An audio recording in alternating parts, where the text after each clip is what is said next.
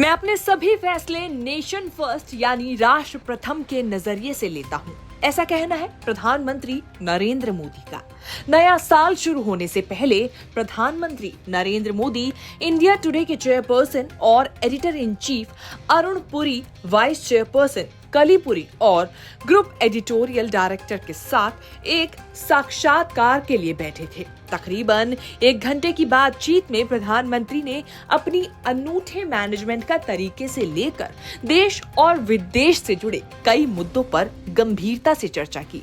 प्रधानमंत्री से जब पूछा गया कि आप इंडिया टुडे के साल 2023 के न्यूज मेकर हैं, इस पर कैसा महसूस करते हैं, तो इसके जवाब में उन्होंने कहा, 2023 के न्यूज मेकर का सम्मान देने के लिए धन्यवाद।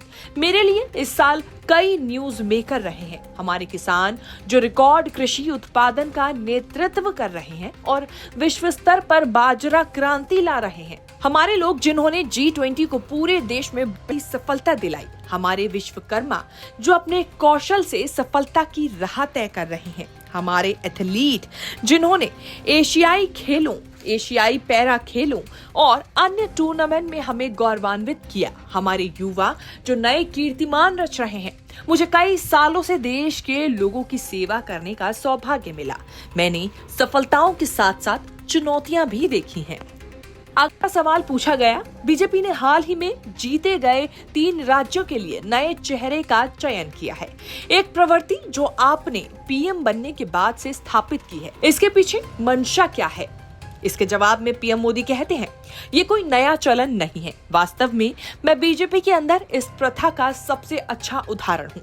जब मैं गुजरात का सीएम बना तो मेरे पास कोई पूर्व प्रशासनिक अनुभव नहीं था और मैं विधानसभा के लिए भी नहीं चुना गया था। हाँ, ये एक ताजा चलन की तरह लग सकता है क्योंकि आज ज्यादातर पार्टियां परिवारवाद और वंशवाद पर आधारित हैं।